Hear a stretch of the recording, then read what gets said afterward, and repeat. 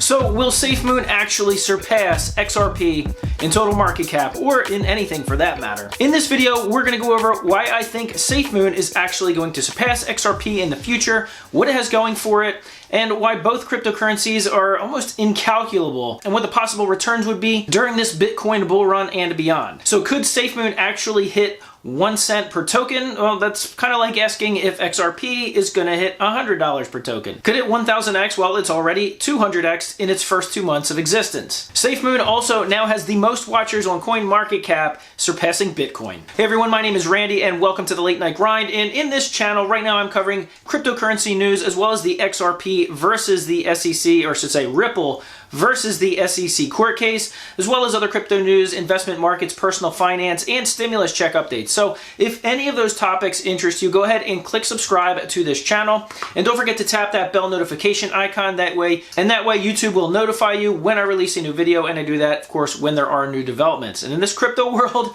there are always new developments. And if you're feeling really generous, I'd really appreciate a big thumbs up. It really helps out a newer YouTube channel like this, and basically just tells YouTube to promote this video to other new audiences. So if you do that, I'd greatly appreciate it.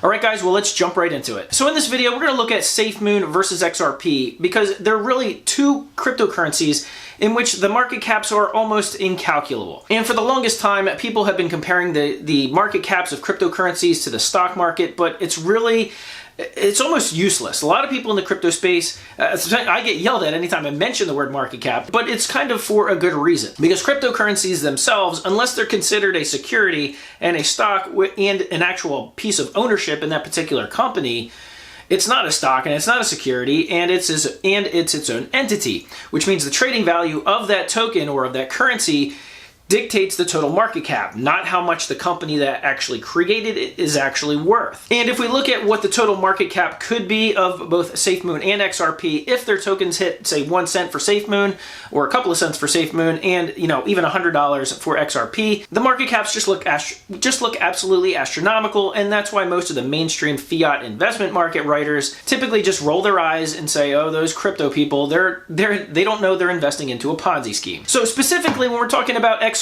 and the market cap, you can't really think of it as a market cap because XRP, which is basically the availability of transfer tokens to transfer a value of one currency to another, is essentially, you have to think of it more like bandwidth. So the more demand that there is of Ripple's clients to transfer money across the RippleNet network using XRP, the more demand or the more liquidity is needed from XRP and XRP tokens. And when demand exceeds availability, that will drive the price of an XRP token up, as well as the value perceived by people trading it and holding it on the market. Now, XRP, it's a deflationary currency, just like Safemoon, but it really shouldn't be calculated into the price of XRP because even the CTO himself basically said that the burn rate of XRP is so small that it really shouldn't be calculated into any type of pricing predictions or pricing models. Now with XRP, the all-time high was $2.77.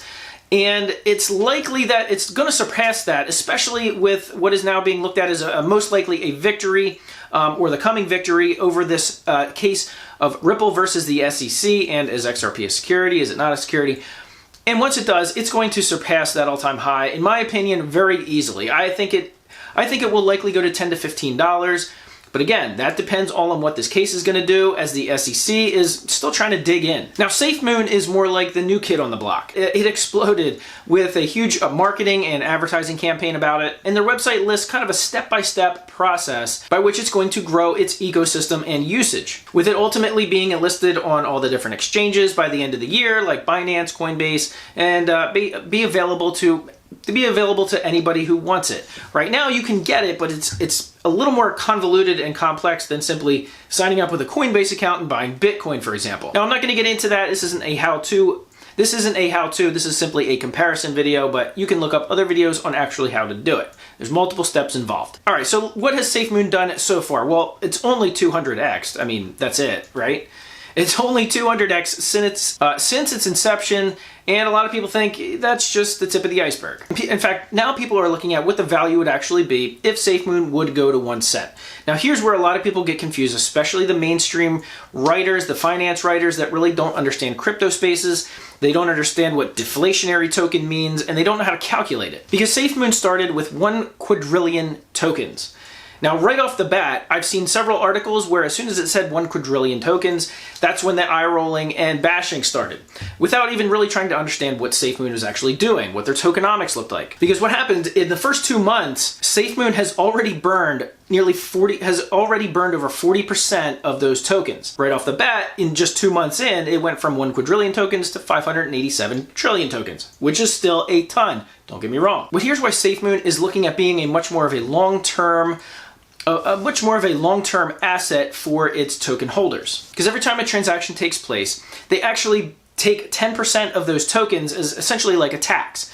Now, 5% of those are given right back to other Safemoon holders, and the other 5% is burned for good. So what this does is incentivize long-term holding and decentivize essentially day trading, which can kind of stabilize the price a little bit, which in the crypto space could be a very good thing. And especially even when revenues are a little bit slower, a little bit flatter, the value of one of those Safemoon tokens is actually going to continue to increase because the number of tokens are continually being burned. Now, this isn't a video where we're going to explain every single number and every single chart and what it could be at 100 trillion tokens or 1 trillion tokens or 1 billion tokens, because at that point, like I said, the market cap would be kind of incalculable and really unimportant, because the value of the tokens would be the most important thing. The market cap would just kind of continue to fluctuate, even though the value of the token would be going up. Now, if you're looking for a comparison as to what Safemoon is trying to be or could be, you'd have to look at Binance. Now, what happened with Binance's token? Well, it started out at 10 cents per token. It's now $660 per token. That's quite an increase. What they're doing is using that token for different types of transactions on their exchange. This is exactly what Safemoon is attempting to do. They're now building their own exchange, which is going to use the Safemoon token for kind of the same thing.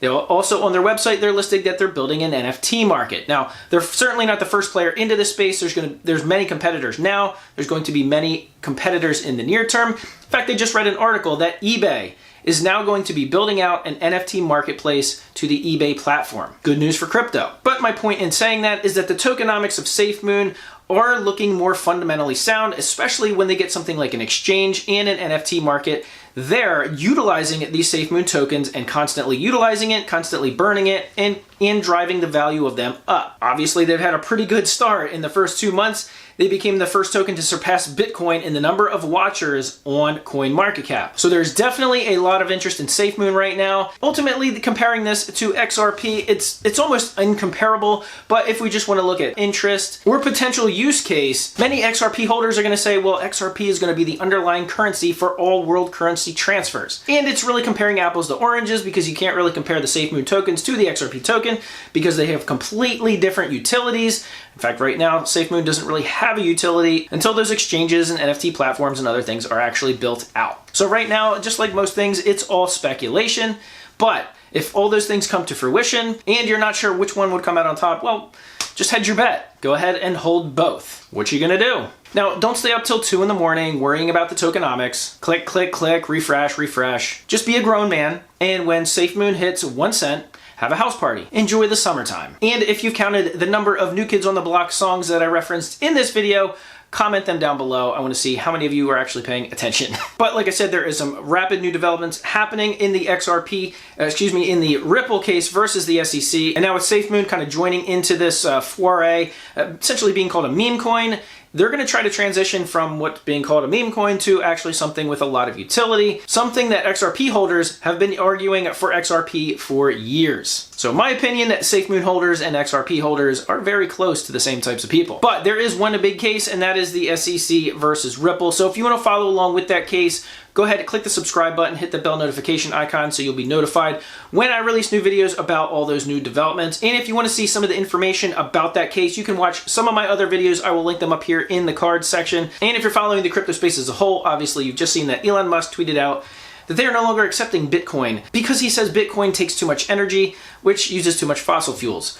Well, there's a whole lot of arguments in there that Elon might not know exactly what he's talking about, or investors are forcing him to say those things. So that's a whole conspiracy in and of itself. Comment down below what your thoughts are on that. I'd like to see your comments. And also, don't forget to hit the community tab on this channel. I have a whole bunch of polls about not just XRP and not just crypto space, but other things as well. So go ahead and participate, and you can get to see what other Late Night Grind community members are thinking.